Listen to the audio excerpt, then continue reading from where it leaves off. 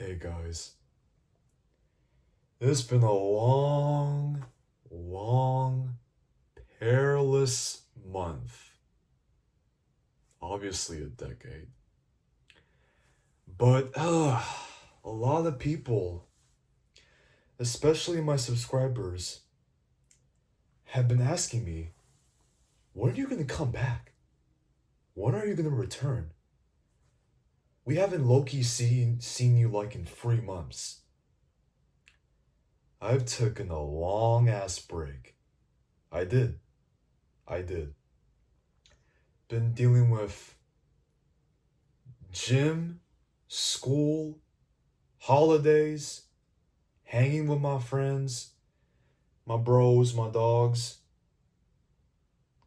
But I kind of want to think back to myself. Should I do a new video for the new year? Since we're in 2026. And people have been saying that 2026 is the new 2016. Well, hello. I'm back again. New vid on the way. So today's vid, I want to talk about my top 10 movies of 2025. Last year, I did my favorite top 10. I meant to say top 5 movies of 2024. I did that last year. No way, I actually did that 2 years ago now. Timelines are changing. And now this year, I want to do top 10 movies of 2025. That's what I want to low-key say about it, but shit. So I'm going to be talking about my favorite top 10 movies of 2025. 2025 has been a hell of a good year. Peakish, 6-7. The times that 6-7 has taken over our world, our minds, an addictive meme. Shit's gonna go away in some time, hopefully, but usually. But so yeah, I'm gonna be talking about my top 10 movies of 2025. And the video might be longer overdue, so don't get mad at me. You might be thinking, I feel like I'm sober. I did lost a lot of weight. I'm no longer doing cardio. I'm still eating. Life has been changeful. I've recently celebrated Christmas. I got some good shit this Christmas. Like, good hell of a good shit this Christmas. Like, good stuff. High tier stuff. Stuff from my mom and pops. Like, it's been great. It's been so great. But anyway, enough of that shit. Let's get on to the 25 movies, shall we? So for number 1 on my list, I got Blumhouse's Wolfman. Is it good? Is it enjoyable? Isn't it the best film we ever gotten this year? Well, occasionally, it's fantastically awesome. It's got a lot of violence, blood, serious occasions. It's all about family. It's about Blake and Charlotte and their daughter, and Christopher Abbott and Julia Gardner are in it. In this movie, they live in the city, and they wanna go, and so Blake wants to visit his father's house, his farm, and he wants to go and pick up some stuff to bring it to their house. since his father no longer lives in the farm anymore, and basically he's not around, and Blake is driving, and he meets this old friend that I fucking forgot what his name is, and they have the moving truck, and there was a fucking werewolf in the road, and they fucking crashed. Shit went downhill. But that was his father in the movie. That was Blake's father in the movie. That was Loki Blake's father, actual father. He was a fucking werewolf. And then Blake is consumed that he's the werewolf, and he gets fucking attacked and scarred by him. Scarred. And he gets fucked up. He gets rabies. And then he transforms into a fucking furry. Yep. That's my Blumhouse. That's my Blumhouse character for you. So I give Blumhouse's Wolfman, I'm gonna say a 9-ish out of 10. Scarier, it's bolder, terrifying movie. It's got crazy ass blood in it. And I loved it. It was good. It's really good. But yeah, I would say, good. Good. Alright, number two. Number two in my 2025 movies of last year is Companion. Now, Companion, starring Sophie Fratcher and Jack Quaid. This was my favorite romantic / horror movie ever. Because I am a horror fan myself. I did like the movie a lot. It's something to look forward to, Robotniks and dating, especially when you're single. But so the movie talks about both characters by Sophie Fratcher and Jack Quaid's characters, Iris and Josh, and it's about a weekend getaway at a remote cabin, and it's talking about all these chaos, and basically Josh wants to have a human companionship with Iris, and obviously things go sweet and sour, but things kind of went bolder and darker because the other characters, Sergey, Eli, and Patrick. Yeah, it was Sergey, Eli, and Patrick. Josh's recruits. They want Iris to be locked in the house, or probably be locked in the box. And Josh just, things have gone a little bit highware because basically Josh wants Iris to go the fuck to sleep because in her mind, she's a fucking robot. Broski says, "Iris, go to sleep!" And then she shuts off like that, like randomly, just like that. All because she killed Sergey. And then she gets the fucking blame. And then Josh and Eli, they fucking tie her up in the chair. And they explain things. Why did you kill Sergey? And they were thinking about calling the police. Uh-oh. That's the sound of the police. Scene.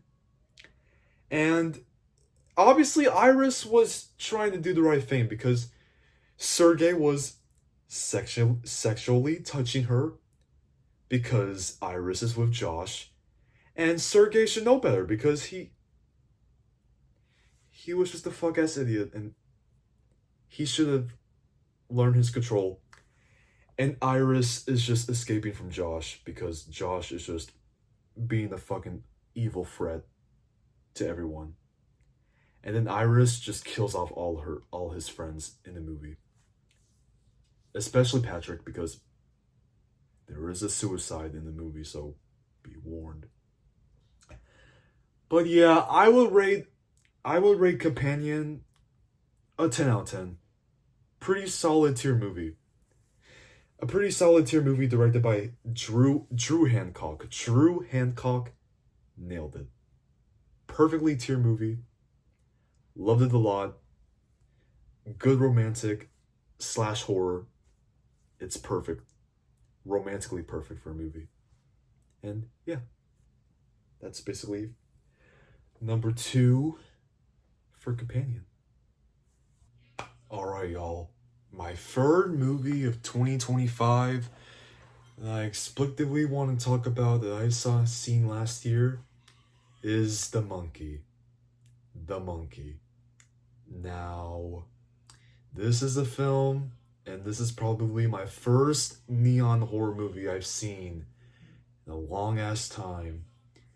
And this is directed by Osgood Perkins, who has directed... He has directed Longlegs, because I have not seen Longlegs just yet, low-key.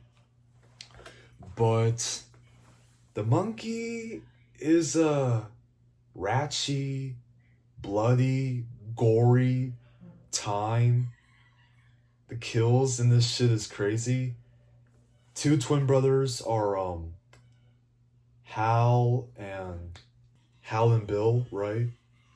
Voiced by Theo James, because Theo James voices both of them. And eventually in the movie, their mother, Tatiana Maslany, they have their father's toy monkey, because eventually their father is not around. And they wind up the toy monkey. I think Bill was winding it up more, and the toy monkey was banging its drums. I think I told you this shit before, since last year when I went to go see it. And the toy monkey winds up, bangs its drums to find out the target, who's next. And the monkey targets everybody, and everybody should know this by now. If you like the movie, yes. If you're saying this shit is trash, if you're saying the movie is trash, you are absolutely fucking wrong. You are absolutely fucking wrong. And if you've not seen The Monkey, you are missing it out. If y'all have not seen this movie still, go watch it. Please. Either if you have a credit card, money, taxes, go see this movie. Go watch it on Prime, Apple TV, Hulu, Disney Plus, anything, bro. Watch this movie. Please. I'm begging you. What are you standing around for? Go watch The Monkey. This movie came out since last year in February. We're in 2026. Go see the movie. But anyway, enough of that shit.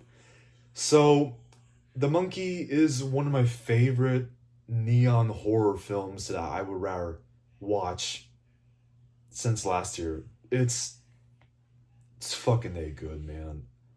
I don't care what y'all say if you hate this movie, if you think it's garbage or disappointing. Hey, I don't fucking care. It's an A tier movie. Kills in this are insane.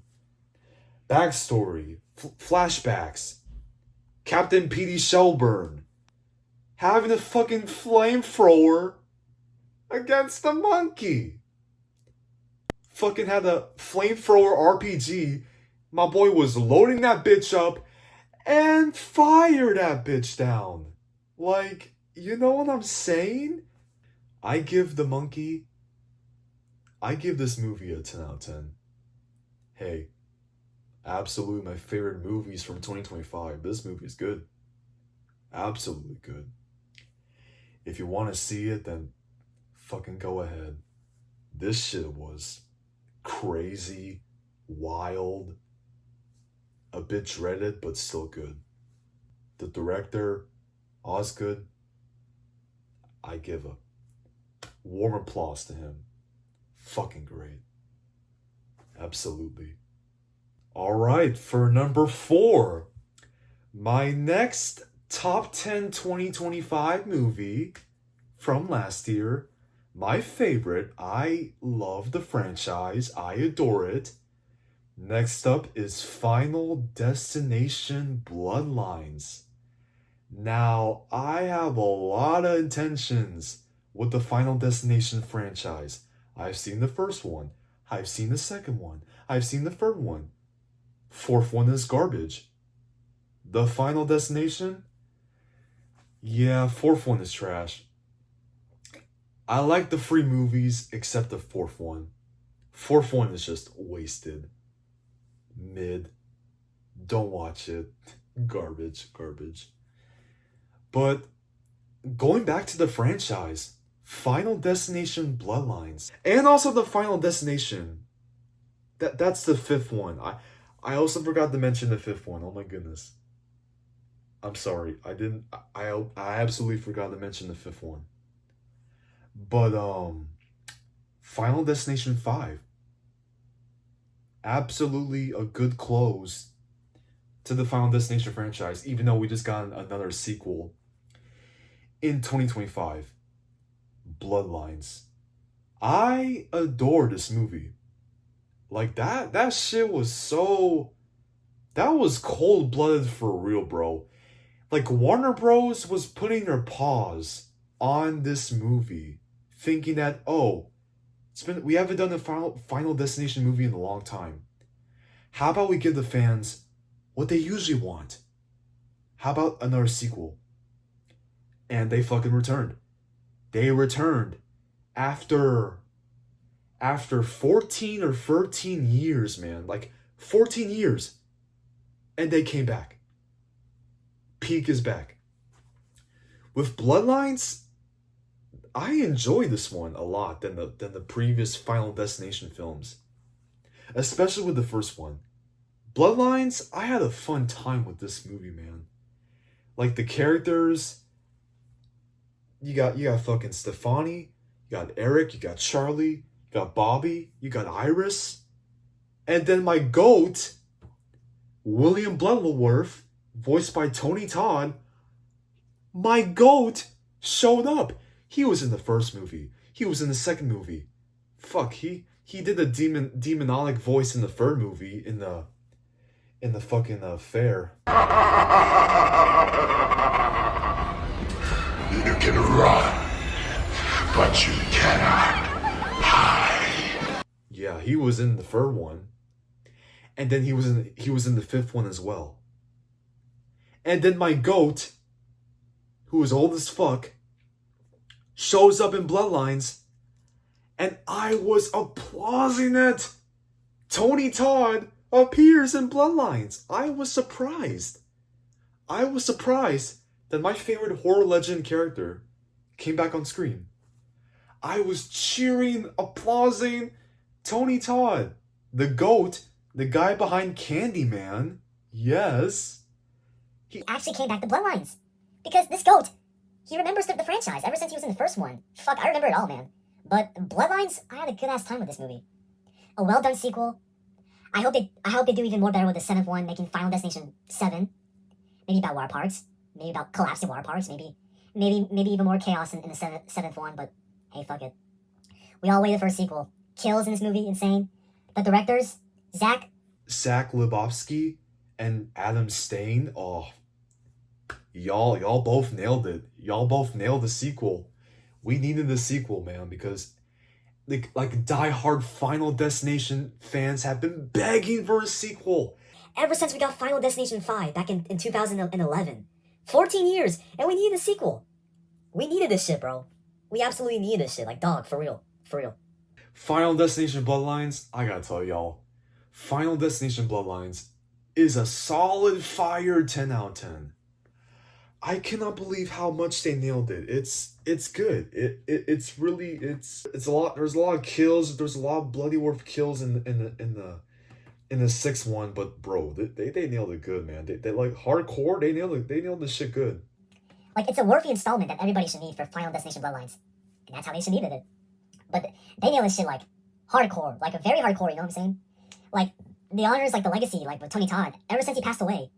Rest in peace, Tony Todd. I want to say rest in peace to Tony Todd. Even though he passed away. So my goat, Tony Todd. My goat. He was always going to be one of the Final Destination legends. My goat has died over stomach cancer. That's pretty sad. But this movie is great. Go see Bloodlines if you haven't already. I'm begging you, please. Worthy sequel of all. So go see Bloodlines. All right. For number 6, I got my childhood. I've been waiting for this shit for a while. Probably for 5 or 6 years. We have How to Train Your Dragon 2025. The live action one. Bro, DreamWorks has been nailing it very good with the franchise ever since we had the first one in 2010. The live action one has Mason Thames in it, the guy in the black phone.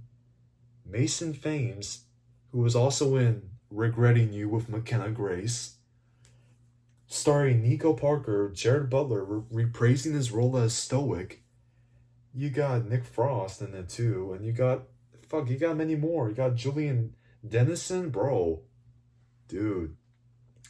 How to Train Your Dragon 2025, bro. Now this is a live action this is the live action adaptation to the animated one that DreamWorks has been working on before. The first one, the second one, the third one, bro. We needed a live action How to Train Your Dragon because DreamWorks was trying to beat Disney. Disney has been fucking up their live action movies like Snow White, Cinderella, Lion King, Mulan, fucking even Beauty and the Beast is okay, but listen, like DreamWorks is trying to get the How to Train Your Dragon world back together in pace, but Disney has been they've been doing garbage after garbage. Even especially Aladdin, Lion King, Beauty and the Beast, they've been fucking it up like real bad. So DreamWorks was trying, they were trying to beat Disney. They were like beefing over their live action movies. So DreamWorks had to step up. They had to work on the live action How to Train Your Dragon. And then the director came back. Dean DeBloss, the director for the How to Train Your Dragon animated movies. He decided to came back and he had directed the live action How to Train Your Dragon. And then the live action How to Train Your Dragon, and then How to Train Your Dragon came to Epic Universe. Toothless, Nintendo, Illumination Land, fucking Blumhouse Land. Dude. So Dean DeBloss has directed the live action How to Train Your Dragon ever since he has directed the previous free How to Train Your Dragon movies. You got How to Train Your Dragon, you got How to Train Your Dragon 2, and you have How to Train Your Dragon The Hidden World. That's like 3 movies he has directed. But dog, DreamWorks has been nailing them hardcore at a time. With like Hiccup, Toothless, Astrid, Stoic, Red Death, bro. Let me tell you something about Red Death. Red Death was the most biggest fucking they made her like a lot bigger, man. Let me tell you about how big this MF was. Red Death, man. Oh my god. They made her like way bigger, man. A gigantic tarantula, like queen dragon. Like they made her shit a lot bigger. And she was like fire breathing the shit. And bro, compared to how she was in the 2010 How to Train Your Dragon, bro, they made her shit a lot bigger in the remake. And you don't fuck with her because she's like the fucking queen. She treats dragons like slaves, and Hiccup, Toothless, and Astrid wanna fucking like Hiccup, Astrid, and Toothless They want to do shit about it. So they fucking go into the nest and they want to stop what's coming. The workers, and that's their queen, right? But dog, it's good to see my childhood roaming back again. I give the live action How to Train Your Dragon, I give it a 10 out of 10. Fire and Crown too. My childhood, I will always remember How to Train Your Dragon and how the franchise was treated well. I will always remember how good the film is. My childhood will always be treated well. I hope they do it more with the live action How to Train Your Dragon 2 in 2027 next year. I hope so. June 11th. I hope so, man. I'm telling you. Like, the franchise has always been a... Alright. For number 6, I've got the guy behind Guardians of the Galaxy, the guy behind Peacemaker, the guy has been stepping up above it all. I've got James Gunn's Superman. I gotta tell you about Superman, man. Man.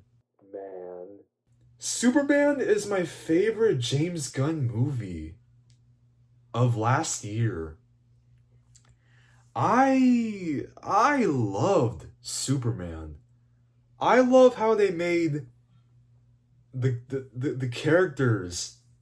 David Cornsweet as Superman. You got Nicholas Hoult as Lex Luthor. You got the Justice Gang. You got the government, the Ace government, like taking down Superman. The backholds and the flashbacks between Superman, bro. Superman is just a peak DC movie, man. James Gunn has been stepping this shit. It was fucking amazing, man. Superman is amazing. It's one of my favorite DC movies from last year. I watched Superman with a smile on my face. It's great. It's really great when it comes to a DC movie that is emotionally about superheroes, and it's about his actions, his consequences. Superman and his dog Crypto. Crypto was so fucking cute. I cannot get my eyes all that white ass dog. Oh, Superman, a goated ass DC movie. I gotta say, Superman, he was beefing. Like, when Superman and Lex were beefing like fire, like Lex was all like, "Who raised you as a child?" What demolishes? What riz do you take, Soupy Man? Soups? Do you think you can take against us? You are trying to scare us. You are trying to harm us. Harm our people. Superman, it's not what he does. They're trying to help. Superman and Crypto are trying to help. And he wants to help people. He does. He's just trying to get the places back together. And also Mr. Goddamn Terrific. Mr. Terrific. And Mr. Goddamn Terrific. Oh, Mr. Terrific was amazing, man. High key character of all.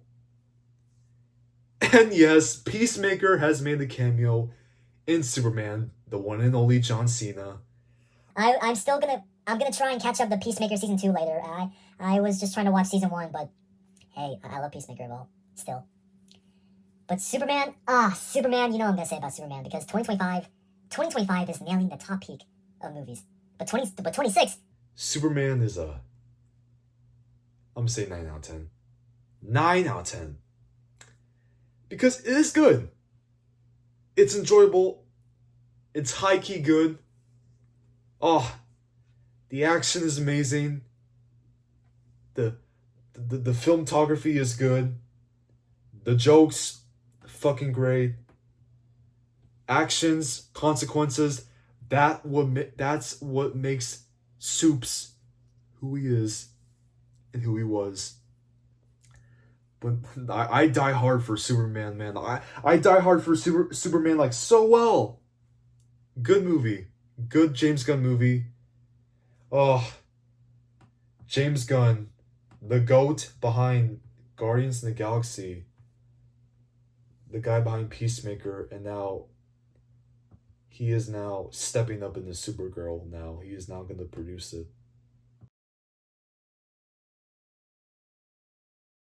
Alright, for number 7, we've got Jurassic World Rebirth.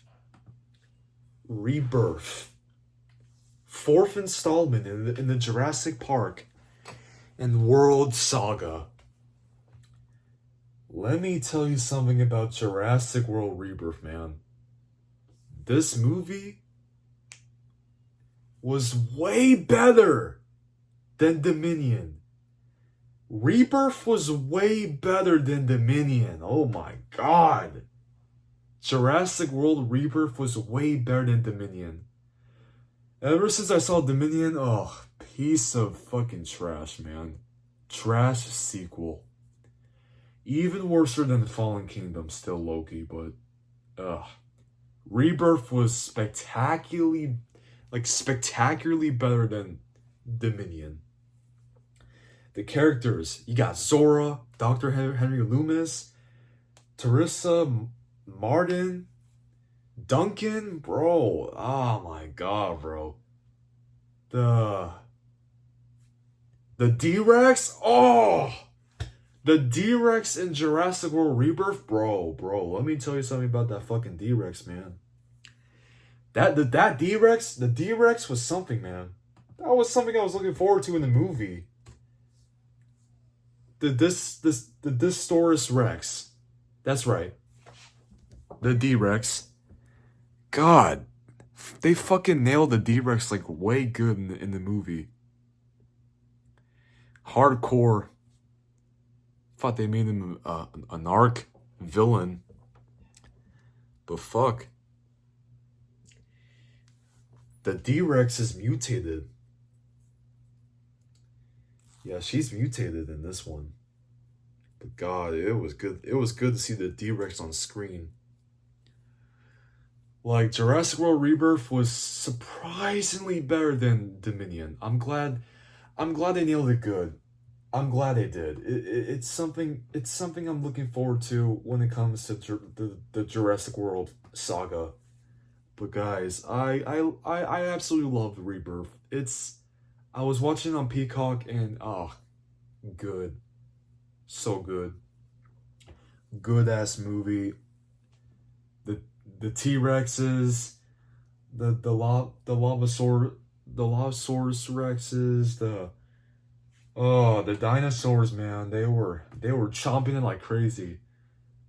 I rate Jurassic World.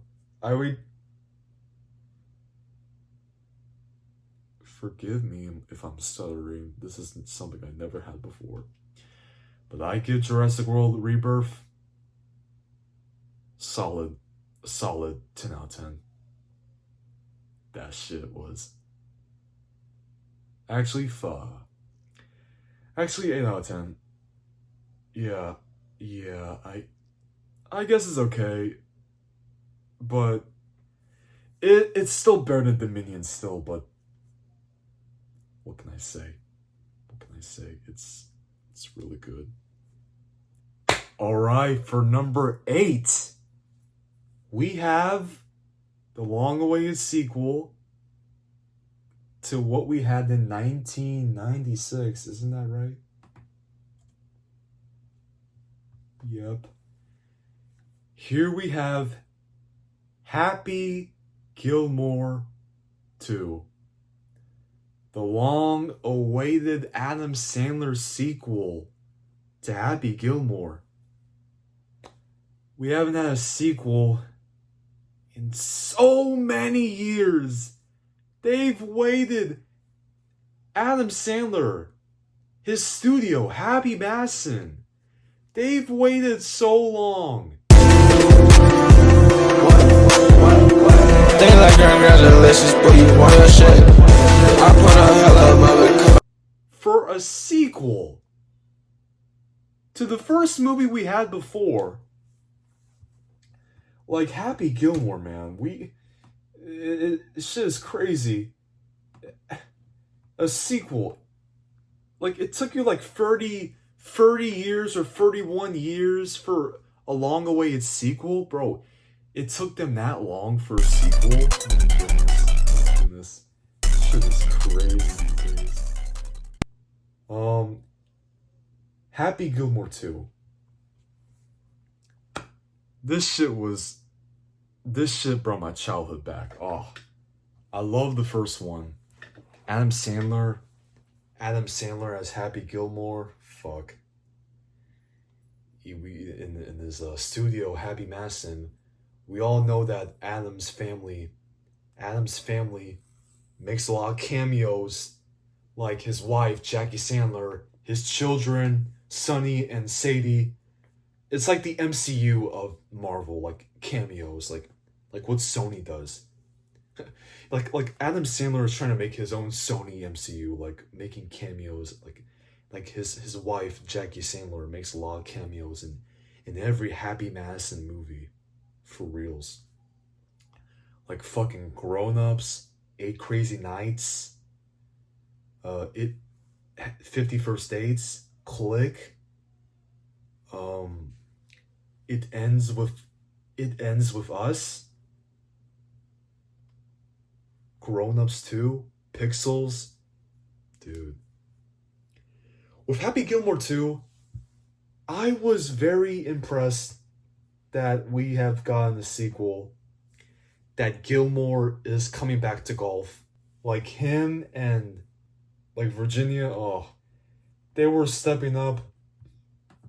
They were making tons of babies. They have a family.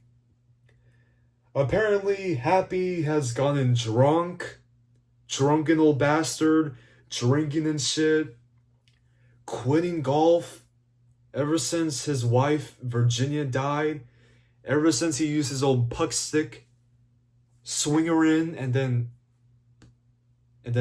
Virginia fucking died over golf in the fucking face.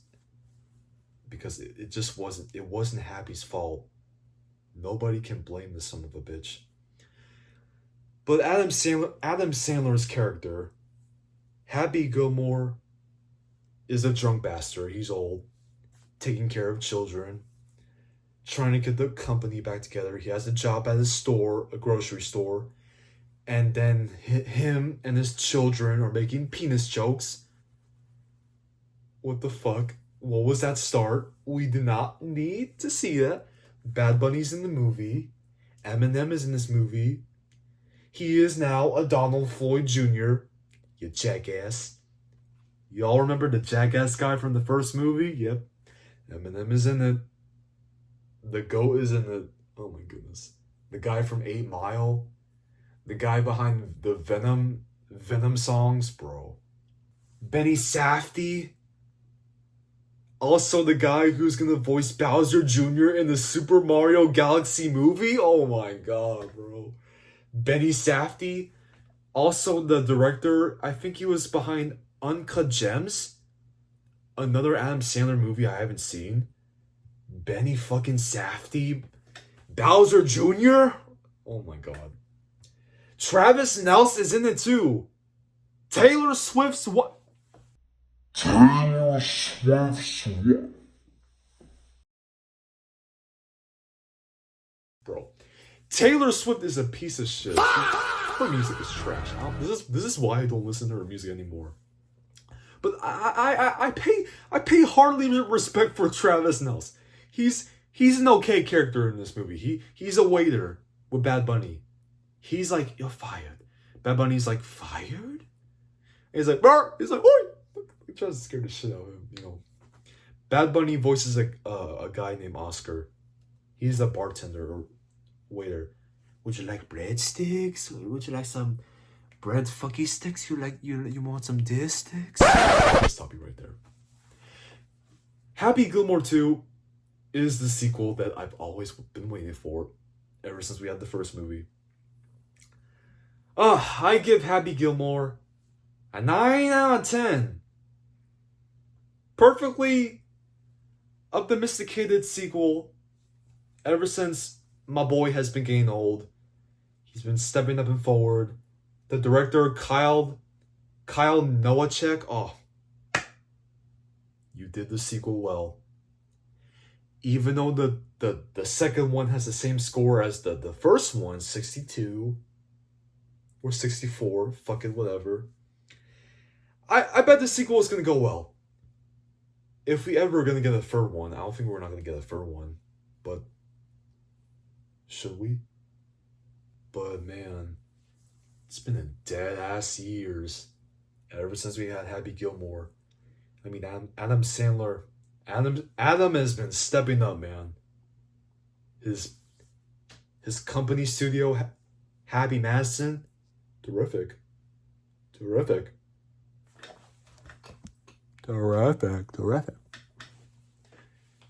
Oh, good sequel, good characters, good plot. Gilmore is stepping up a pitch. I hope he becomes the better father. Rest in peace, Chubbs. Rest in peace, jackass guy. This is for you. All right. Okay. For number 9, we got The Conjuring Last Rites. The final Conjuring movie in the Conjuring era, bro. The Conjuring 4, man. You know, the Conjuring franchise has been such a good old fine piece in place. Ever since we had Annabelle, The Nun, these spin-off Conjuring movies in the franchise. And then, Ed and Lorraine Warren, bro. Vera Farmiga and Patrick Wilson stepping up to their last roles in The Last Rites. The Conjuring Last Rites is the last movie, and let me tell you something about the Conjuring movies. It takes place in around 1986. The paranormal investigators, Ed and Lorraine, they're traveling to Pennsylvania, and they're trying to vanquish a demon from a family's home. Period. This movie has bigger and brighter jump scares ever since The Devil Made Me Do It. The third one. I can tell people hate the third one still. I know the third one wasn't that great, but I think the fourth one was better than the third. Like the first one and the second one. I like the first one and the second one. They're the classics to me. But with Last Rites, I had a lot of intentions to what are they going to do with the franchise since it's ending. Like The Conjuring Last Rites. So yes, The Conjuring Last Rites is now the final movie in the Conjuring main series. Ever since we had Annabelle, The Nun, these spin-off movies in the Conjuring era, dude. Like, they've been trying to step up with these spin-offs. Like, if it's gonna be successful, garbage, flop. I'm sincerely gonna miss the franchise. I mean, they've been nailing this movie like so good. Jump scares, saving Judy, the possessions, the fucking mirror in the movie. God, I just know what they were doing with the franchise, and I just know that they're gonna try to step up more with more Conjuring movies. And what's our next Conjuring movie gonna be? Now that they're done with the franchise, 2013 to 2025. I have a lot of tensions in mind for the Conjuring franchise, but I'm surely gonna miss the franchise a lot. Jump scares, plot, characters, all communicate, commuterized, or authorized, but still a worthy good fourth sequel. But the messages, the videotapes, the demons, they will all be sent from hell. God rest their soul, and will all arise. The Conjuring Last Rites is yeah, I'm gonna say 7 out of 10. It's an alright movie. It's occasionally better than The Devil Made Me Do It, but it's something that I should be worthily going to when it comes to a sequel. But I just love the franchise a lot. I'm gonna miss it. I will miss it. I surely will do, and I surely won't. But I will. The Last Rites, man. A goodbye to Ed and Lorraine Warrens. Always be missed. Always will do. Righty. For number 10, the last one, we've got Blumhouse's Five Nights at Freddy's 2. Oh my goodness. Five Nights at Freddy's 2. Now, this is the sequel to the first one. Five Nights at Freddy's 2, man. Let me tell you something about Five Nights at Freddy's 2. FNAF Movie 2. They were trying to make it scarier, bigger, bolder, bloodier. And yes, they were trying to. Josh Hutcherson, Piper Rubio, Elizabeth Law, Matthew Lillard, Skeet Ulrich, McKenna Grace, Megan Fox as the Gyat, sexy version of Toy Chica. My god.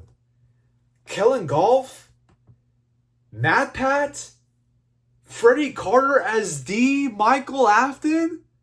Yo. And when I saw this movie, I thought it was going to be better than the first movie. Is the second one better than the first one? Yes. Is this movie fire? Yes. Occasionally it is. Oh yes, Wayne Knight is in it too. Wayne fucking Knight. My goat voices Mr. Berg, Abby's science teacher. The guy who voiced Dennis Nedry in Jurassic Park. The guy who voiced Tanner in Tarzan. The guy who voiced Al in Toy Story 2. The guy who voiced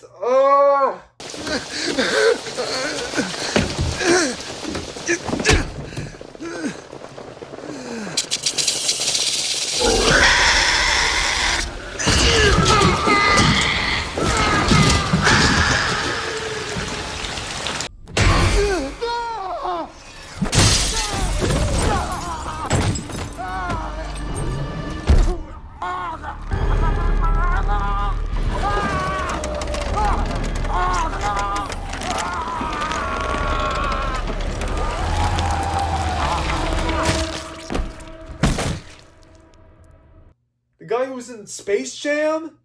Oh my god, bro. Toy Chica absolutely slimed Mr. Berg, man. Oh my fucking god. What I want is to see what's going on in that dumb-ass, bald-ass head. Just as I fucking thought, fat-ass bitch. Nothing in that mind at all. Nothing in there at all. Bro, that kill was... I was cheering, man, because my boy Berg destroyed Abby's project. Motherfucker. Anyway, let me talk about Five Nights at Freddy's 2. So yes, McKenna Grace is in it as well. Bro, she voices Lisa. Five Nights at Freddy's 2. When I saw the critics and the score, I was like, why is the second one on 16%? That just breaks my heart. I don't understand. This, like, don't listen what the critics say. It's for the fans. Yes, the second one is way better than the first one. Even though the first one had some kills, but they didn't really show enough blood. They showed a little bit of blood, but not really that much. You know, the kills with Mike and Abby's aunt. Yeah, she fucking got what she deserved. But, FNAF Movie 2 is occasionally better than the first one. You got Toy Freddy, you got Toy Bonnie, Toy Chica, Mangle, the Marionette, William Afton, Purple Guy, Michael Afton. Let me tell you something about the Marionette. Oh my goodness. People have been saying, ugh, they've wasted the Marionette in this movie. The puppet. Charlotte. Henry Emily's daughter. Oh yes.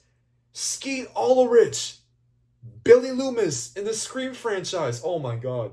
The guy who was in Riverdale. Oh my god. Skeet Ulrich was perfect as Henry Emily. Yeah, Charlotte, who possessed the marionette, is now in the marionette's body. Josh Hutcherson's character, Mike, he wants to move forward. Vanessa wants to move forward from his dad, her pops, but she's having these dreams, nightmares. She cannot escape it. Then Abby misses her friends, the animatronics from the first movie. So what? Make some new friends from your school. Bring in that damn science project, goddammit. But anyways, Five Nights at Freddy's 2 is occasionally better than the first one. The toy animatronics, the marionette. Oh! The withered animatronics. I just have a lot to say about them. They are the most hairiest motherfucking... They have the most biggest, witherest faces on their spine. Listen, I don't want to get into spoilers, but if you have not seen FNAF Movie 2, it's already available on digital. They just released it on digital early back in December, so because feeders are kind of getting tired of the hate and the glaze, and they did the same thing for the first movie because it was on Peacock. But Five Nights at Freddy's 2, it gets a 9 out of 10. Absolutely bigger, bolder, and baddest sequel. They definitely had more blood in the movie. They added more blood in the second one. They absolutely did. They fucking crushed it. Blumhouse has crushed it. And I don't want to tell you what happens in the ending. You're going to have to see it for yourself. There's